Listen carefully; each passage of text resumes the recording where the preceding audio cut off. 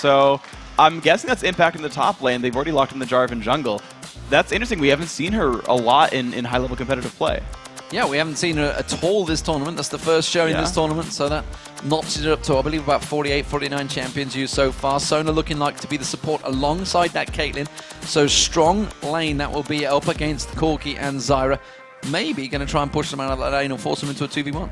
Yeah, here's the interesting thing really is early on, Caitlyn and Sona's going to have a better lane here because they're just going to deal damage from farther away and have undodgeable poke. But once levels start coming in, once you hit level 6 or even level 5, Corki starts doing a lot of damage to the Caitlyn and can weather the storm, as it were, and it starts to get more difficult. So early laning would go to Lemondogs, but as, like, if it is a 2v1 and they swap back into a 2v2, that goes to SKT's favor. Well, we did see, of course, yesterday, Fnatic using that Corki, and actually the power, the damage that they can do early on kind of wasn't really respected by, I think it was Dade, wasn't it, that got caught out a few times. The final pick coming out, this is going to be for Looper, it seems.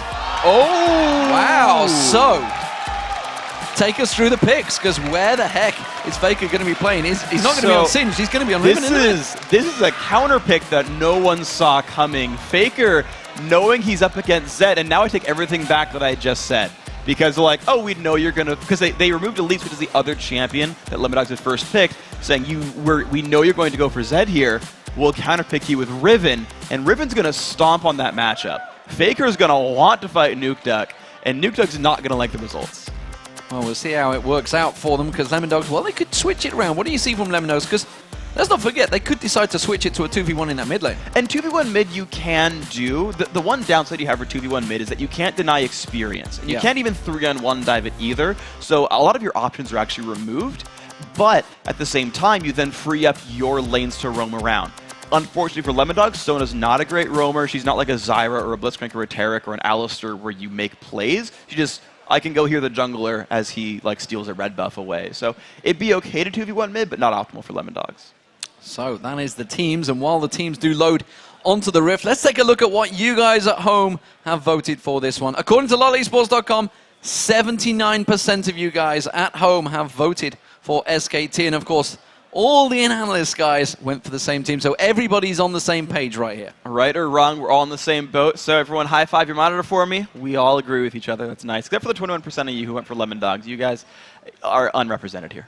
Well, to be fair, Lemondogs generally don't get the vote anyway, so they're going to be fairly used to this anyway. What was the stat, like 25 out of their 28 games during the regular season? Yeah, it's something ridiculous. The main one was against Fnatic, of course, when they played in the European LCS summer season. It was like 96% voted for Fnatic, instead Lemondogs still came out and won. So they don't care about the vote. Of course, the analysts, they all care about the vote, because obviously everybody's chasing the viewers right now, and the viewers, well, they're all on the same page. So everybody believes SKT Telecom could be taking this one. We'll see how it works out, because we are getting into the Rift. On the blue team, it is going to be Lemondogs, and the red team is SK Telecom T1. This is game day 5 of the group stages. One more day to go, ladies and gentlemen. Tomorrow is the big super day straight in there. Faker's going to get caught out. Can he get taken down? Yes, he will. First blood going down to Taps. All right, well, I'm going to start taking back a lot more things that I was thinking. I'm going to rewatch that on my screen. Basically, he just gets jumped on by Lemondogs, and it's just a bunch of crowd control falls onto his face. So just like last time, Lemondogs got first blood, this time a bit earlier than before. This actually might be one of the fastest first bloods of the tournament. It was definitely before 1 minute in. Now, remember that last time SKT did come back from a horrible level 1 and from an early first blood deficit. But Tabs having boots now in the lane means that the 2v2 is going to be brutal. The fact that he bought boots tells me he's looking specifically for the 2v2 more so than before, because with movement speed he can abuse the range disparity he has against Corki. Well, it does seem that SK Telecom are not going to be outdone by this one. You can see the 4-man invade possibly down the bottom. Lemondogs doing the same, going up the top. They had something funky planned out before. Remember, against OMG, it worked heavily in their favor, also against SK Telecom, but this time around, they've already got that first blood. Let's see if they can take anything more from this one, Freak, because this, at the moment, is going to be a standard red exchange. It is just starting out as a standard red buff steal on both sides, and I don't think much is going to happen for this one. The only thing we've really shown so far, and actually Nukeduck kind of showed that they were going for red, which isn't a big deal. The only thing we've shown so far, though, is that Zoro Zero is going to be committing himself to that bottom lane and will be put into a 2v1. SKT, I think, are going to get the better side of this because Corki is going to be able to survive that early game lane deficit, and then we'll see what the junglers end up doing with these lopsided lane matchups. Well, Nukeduck happy to go in towards that 1v1 lane. You said it's going to go heavily into the favor of Faker. We'll see how it works out, Riven versus Zed in that mid lane. And really the first blood assist for Nukeduck doesn't change very much. It's just a Doran shield and maybe like 1 or 2 more potions than you would otherwise.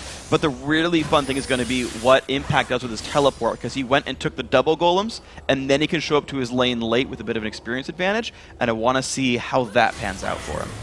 Yeah, with that teleport, of course, he's going to be heading back towards that top lane. We'll see how it develops. Bengi in that mid lane. Nukeduck taking damage from Faker already.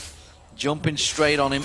Straight up melee fight in there. But of course, the main thing is it's Lemondogs that have initiated this lane swap. So they wanted to have Tabs and Mithy in that top lane up against Impact, while Zoro Zero, you can see down this bottom lane, up against Piglet and Mandu. To me, I think that was supposed to be sort of a mind game, and SKT won that mind game here. But at the same time, there's a 3-on-1 looking for the top lane, but it's right in front of Bengi. Well, Bengi's going to find Dexter. They've both got the double buff on, and Dexter's going to lay down a lot more damage to Bengi. He's going to get more to come. Instead, just forces him away. Mithy comes around the backside. Impact is on that turret, but no aggression on them just yet, which means the tower damage is not going to become, but surely in this 3v2 position, they can't go aggressive here. These guys won't be able to dive that turret easily, even though they're trying to kill the minion wave behind the turret, having the next one flood in. All they're doing is sort of buying time, but Zoro Zero is going to have a rough time 1v2 regardless here. There's not much getting done by Dexter. Well, at the moment, it's a rough time for Faker in that mid lane. He's taking a lot of damage out from Nukeduck at that. Meanwhile, Zoro Zero, he's fending off the bottom lane. All the lanes being pretty much hyper-aggressive. Zoro Zero keeping them at bay. Dexter's coming around. He's going to try to steal away those wraiths. He knows Bengi is still having to defend that top. That's actually a really smart read. Good counter-jungling by Dexter. Now, you mentioned Faker as well. I'm surprised by the Doran's Blade opening because he knows Nukeduck can deal damage to him and wear down the health bar. And with Faker having no way of regaining his health back without having to auto-attack things and be in Zed's attack range, it's been making a really rough situation here for Faker. Well, it's something we've seen in the past. Obviously, with the Orianna, you think he goes with that Chalice instead of going defensive. He wins these matchups ordinarily. Maybe he's bitten off more than he can chew against Nukeduck so far, because the CS, you can see, it's 27-16 in that mid lane. Big gap disparity building up for Nukeduck, and Faker's just had to go back and buy. So he's been sent packing early on by Nukeduck. Alright, so he's going to come back to lane with an extra Doran's Blade as well as a potion, and that should be a little bit more to help him survive the lane. But of course, whenever Nukeduck goes back, he'll be able to buy a couple of long swords, maybe even 3 if he wanted to sort of bank up for a while. And it continues to make that matchup difficult for Faker. I guess I got the read wrong. I feel like he's going to keep going Nukeduck's way, but maybe at level 6, just with the ulti, there's some grand power spike that Faker gets. So what do we see from these lane swaps? Oh, tell a lie. Nukeduck's getting aggressed on. He is going to use that Living Shadow to get away. Faker came straight back to lane, put the pressure down. Nukeduck was backing off before that. Bengi was just laying in wait as well. Back to my point, though, the 2 lanes that have swapped. You can see, obviously, Tabs and Mithy in this top lane. Who is gaining from this lane swap the most? Well, the top lane turret's at half, the bottom lane turret is also at half HP, and you actually see that Impact is having a slightly better time of last hitting. He's at 19 compared to the 13 of Zoro Zero. Now, on the other side, though, Dexter's had a little bit more time to run around the jungle. He's just basically counter-jungling and looking for opportunities, whereas Bengi's more or less camping for his top laner, and that's a bit of a disparity. But this is it. Faker running up towards that top lane. The ward's going to spot him, but is it going to be too far deep in towards that lane? He's already ghosted. A 3-man dive. You can see Mithy already flashed away from this one. He's going to get caught out. Mithy's going to be the sacrificial lamb. Tabs will get away, but that's Impact picking up the kill on Mithy. That's a good pickup right there. It's when you've got a lane matchup like that, you didn't even need Faker to make that happen. It was just these guys were pushed up so far, Tabs was unable to land like a 90 caliber net or something to slow down the Singed advance. And there's just no tools there for someone to run from that. Well, Nukeduck going aggressive on towards Faker there when he comes back to lane, forcing him back the long way around in towards that turret. Of course, he does pick up the assist goal, and did everyone in the SK Telecom camp right there. So 6.5 minutes gone, still very even. That first blood on Faker counteracting right now because he's been up there and helped it out. But Nukeduck's doing a pretty good job in this mid lane. He's kept the CS advantage still in his favor, still around about that 15-20 minute mark. But now Faker's going to surely start coming into a bit more power spike. It's going to get a little bit better. Riven, I think, scales a little bit harder off of early attack damage than the Zed does. But the one bad trade you saw against Nukeduck was because Faker had gone back and Nukeduck hadn't yet. So you've got a 1-item advantage here for the Zed that honestly should keep Nukeduck in favor. Well, we do see Dexter paying a visit towards those Wraiths once again. He's managed to take that camp away. He could go towards the top. They've tried that 3v1 exchange, and that tower is low in the top lane. Of course, the red buff's just spawning. He may steal this one away. Bengi is doing the exact same in the bottom lane. Thing is, it's not going to be the buff's not going to be available, but Bengi can look for a dive here. He ran through a ward in the river, so if Lemondogs are spotting this, they should be okay. Mithy getting caught by the tower there. Impact's hoping to try and chase in this one. Has got Fling available in the moment, tries to get the slowdown on him. He does. Dexter comes back around there and forces him away. Bengi, though, coming around towards the mid lane. We can see Nukeduck. He is pretty deep on this lane, feeling very confident up against Faker. Will he be too confident and push forward? No. It looks like Bengi is going to back away. And Nukeduck's doing a very good job of, as I say that he actually uses the shadow, but it's because he saw Bengi go back into the jungle. Nukeduck's doing a very good job of holding on to his W cooldown, making sure he has it if he needs to escape. He's not wasting it away. And a point with Mithy actually that I really like is normally Sonas do not learn their speed buff at level 4. Mithy did here to run away from Singed, and of course there's also a gank being set up by Dexter here. But the problem is, he's going to actually land on towards Impact. Has he gone too early though, Dexter? Because coming along the top is Piglet and Mandu. They're about to join this fight. Oh, and he flings Dexter straight in there. Dexter's got to run past it. He's going to get locked up. The tower does go down, but that is going to be a dead jungler for Dexter. That's really unfortunate. He should have seen that when a turret goes down, the dual lane often swaps back. They have to be right in range there, but Dexter that was not a necessary dive. He should have known that there are people coming in to support that top lane. Teleport down the bottom from Impact. That's going to force Zoro away from the turret. He was pushing up aggressively there. Nukeduck, he's going to see Bengi coming around the mid lane. Of course, that's going to give away their position, but the top lane's where they're going to be pushing. Mithy and Tabs will return to that top lane, so they're happy to keep a 2v2 now. This will be the interesting thing because there's a BF sword picked up now for Tabs. I know I said earlier that like level 6 or 7 it gets really great for Corki, but there's a giant damage lead right now for the Lemondogs AD carry. So looking for that matchup and dealing damage, no, I tell a lie, he swaps back to the bottom lane. Just kidding, they still want to do the 2v1 pushes. Alright, so Lemondogs still going for the 2v1, still trying to deny.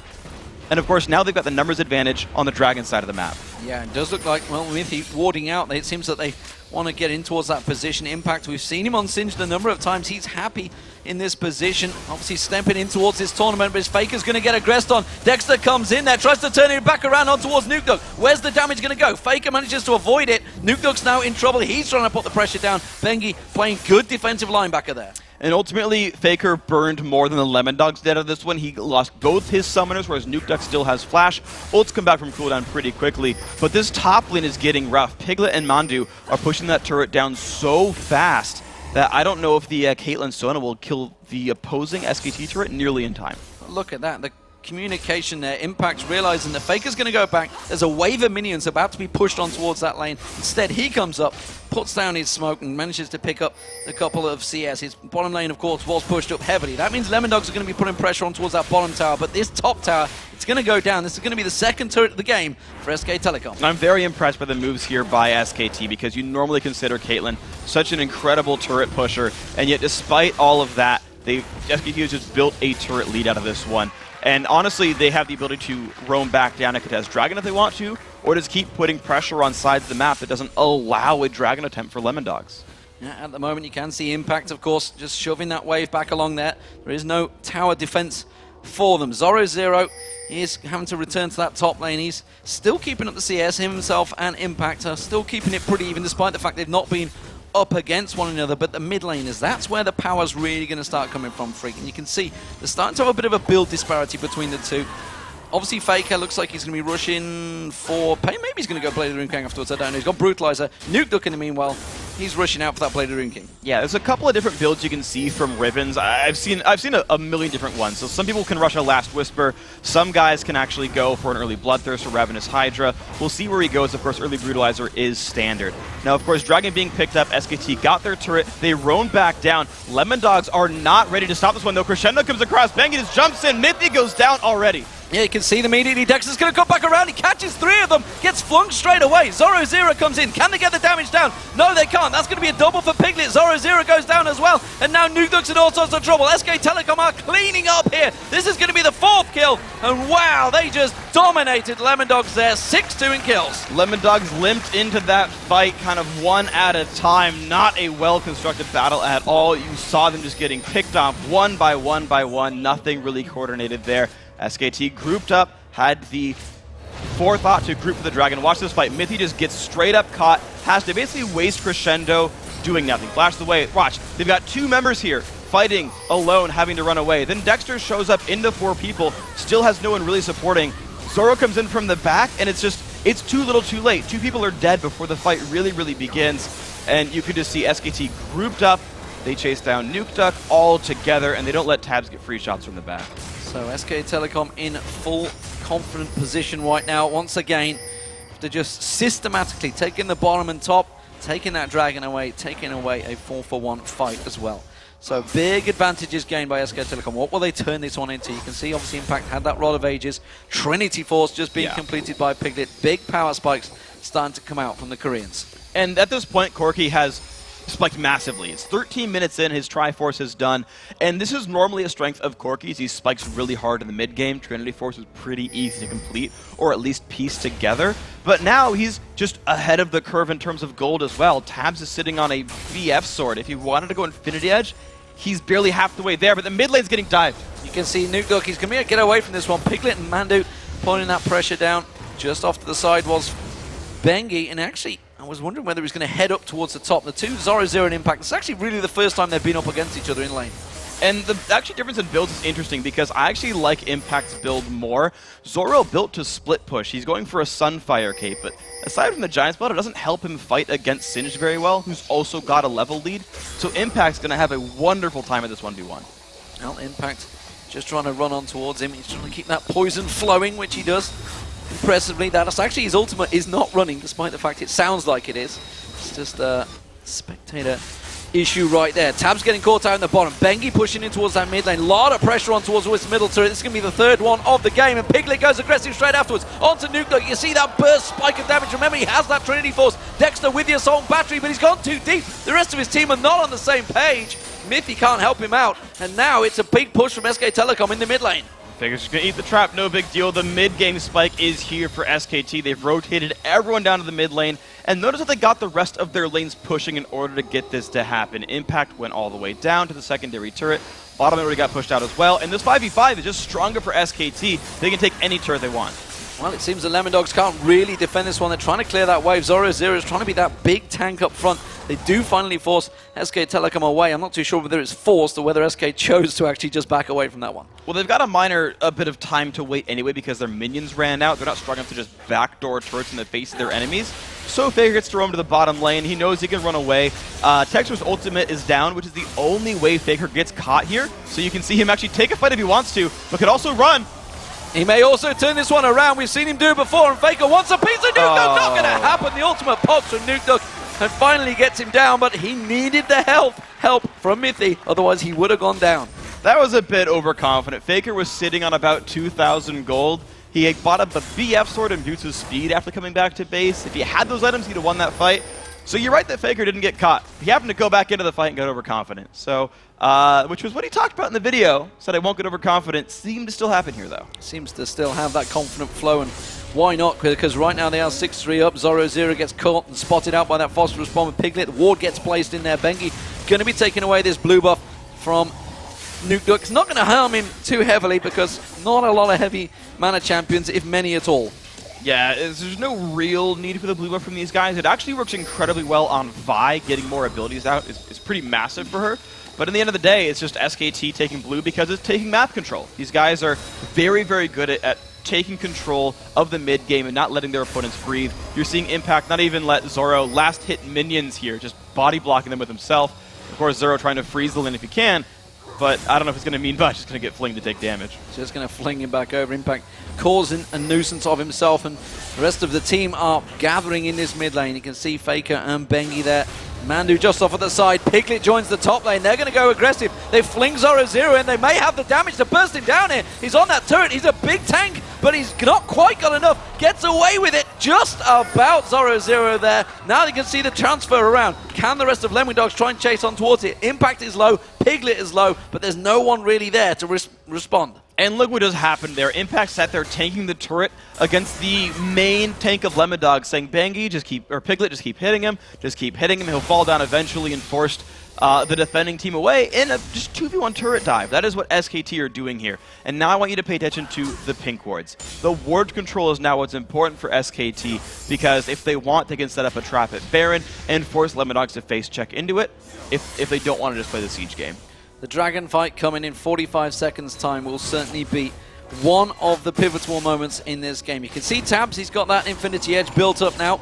Piglet, meanwhile, getting towards that last Whisper, trying to gain in there. Faker chasing down on towards Nuke. They realize if they can take him down, he's in all sorts of trouble. He's going to try and turn his ultimate down. Flashes away from this one as well, but that will force him away from the fight. He's got 25 seconds to go back and come towards that Dragon, or it's going to be all over. And Zoro0 is nowhere to be seen for this one. This is surely a Dragon for SKT. Yeah, there's no way Lemondogs could challenge for it, even if they did have all 5 members around. Instead, Lemondogs are making the best of a bad situation, trying to get Zoro0 some farm at the top lane. With the Sunfire Cape, he will push fast, but of course Impact has teleport, so if SKT want, they can just defend the turret without much issue, and of course only sending a couple people to take the Dragon to keep the bottom lane pushed as well. SKT are confident they've got the control to 2-man objectives and defend the other ones with 1. Here's an interesting perspective. Zoro0 up against Faker in that top lane on the golems. Has he got the damage to take him down? It seems he may have. Scares Zoro0 out the lane and takes the golem.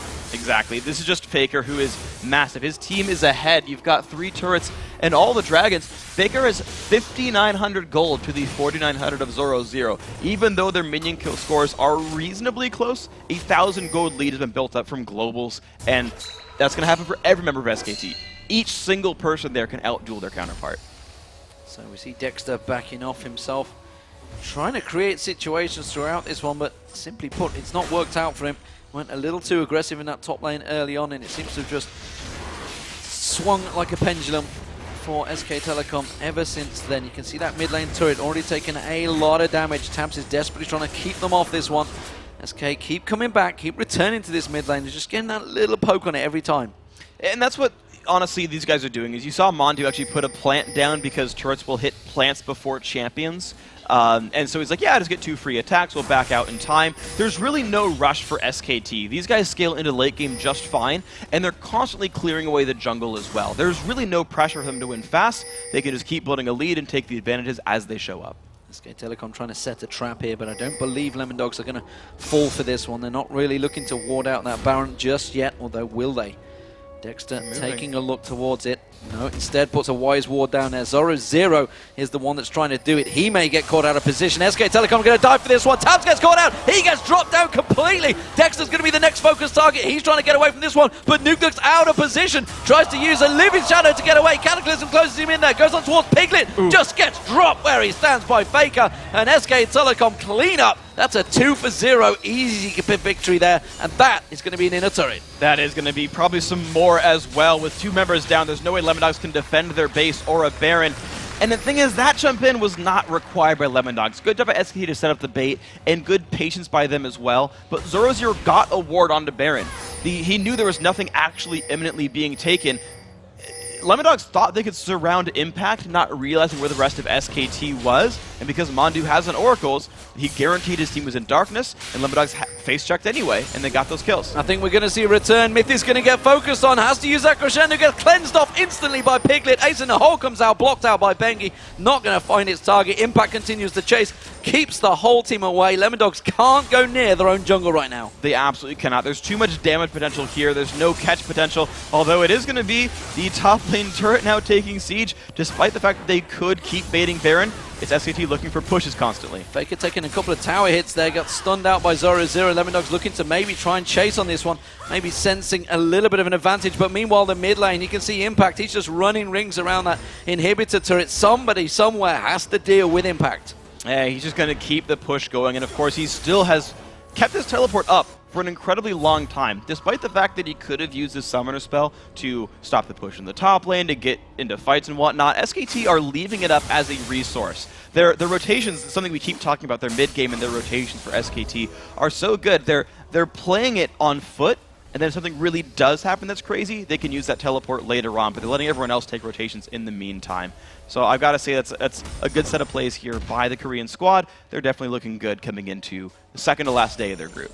Well, I think back to way back into the MLG New York days when I was alongside Monte Cristo, ironically, when we saw the Koreans first bursting onto the scene in North America, and they absolutely shredded everyone. And back then, they were still 2-3 steps ahead of people.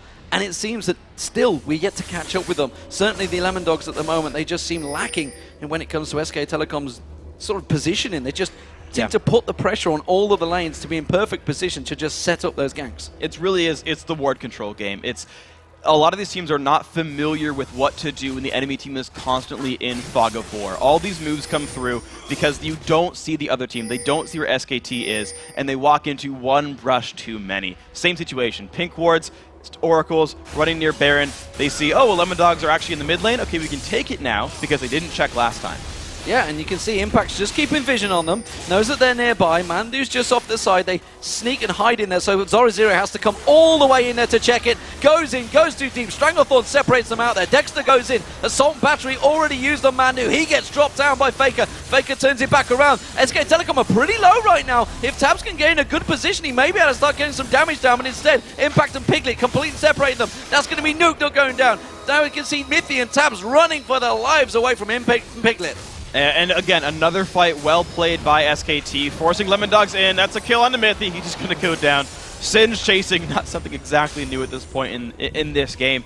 And it's just over and over. It's SKT setting up fights that they can easily win. Lemondogs runs into them, onto the Zyra ultimate. It spreads apart the team. SKT get another clean team fight win, and they take another turret off of it over and over again. Methodical play from SK Telecom. 24 minutes coming into this one. The first inhibitor of the game will go down.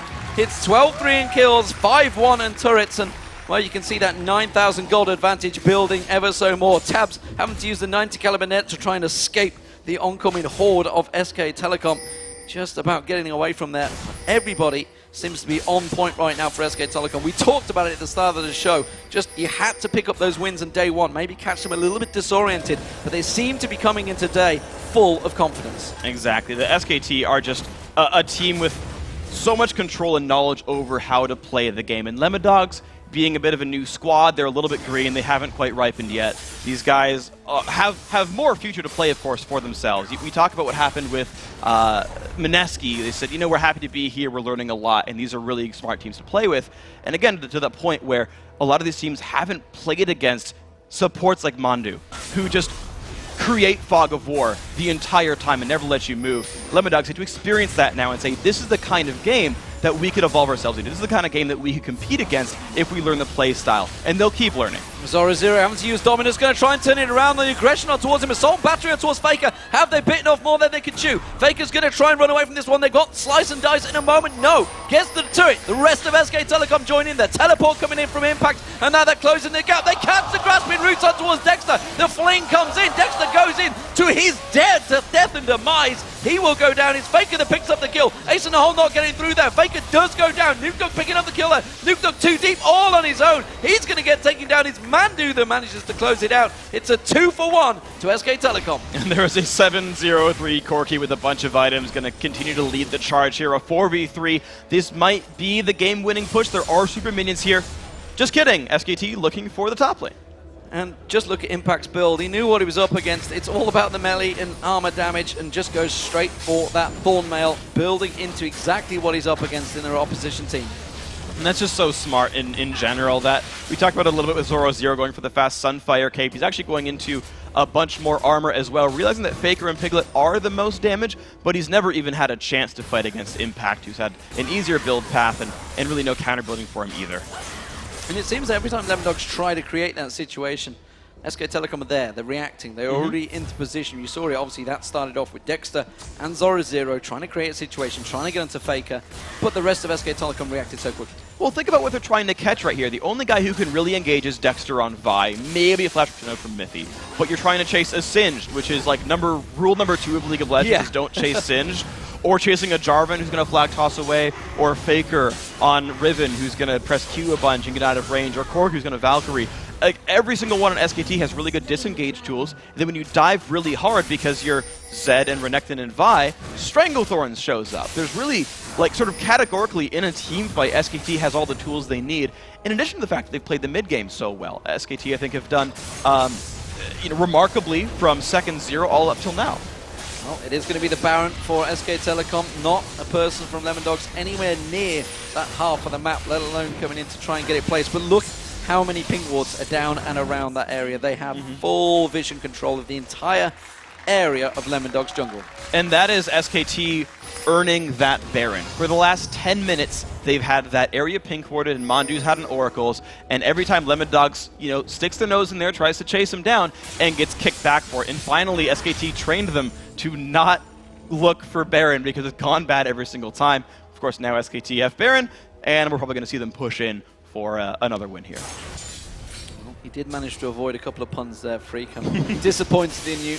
Sniffing the air right now is SK Telecom to see if they can find Lemondogs, and it does seem that it's going to be another free inhibitor turret. There was no fight put up from that one because Lemondogs realizing they can't fight for this one. Look at that, Tabs putting damage onto Impact. He's just laughing at him in his face openly, realizing that they can't do anything about this one. The battle for the Nexus turrets will follow. Faker goes in on towards Dexter. Zoro goes aggressive. The ace in the hole comes out, does manage to land onto Faker. Zoro gone way too deep away from his Nexus turrets. Where are you going, Zoro? Get back to your turrets. You do see the Cataclysm coming down. Crescendo lands down there. Mandu taken low. Tabs tries to get in. He's gone too deep. Impact gets in towards him. Zoro will eventually go down to Faker. They realize it is all over. Bengi manages to get the kill onto Tabs. Zoro continues to chase away from this one. Gets a little bit of lifesteal off those walls. Slice and dices away. But he's not going to get anything more from it. Mandu goes down. The rest of the base will follow. And it's SK Telecom taking away their first game of the day here on day 5. And the moral victory for Faker at the end. He takes down Zoro.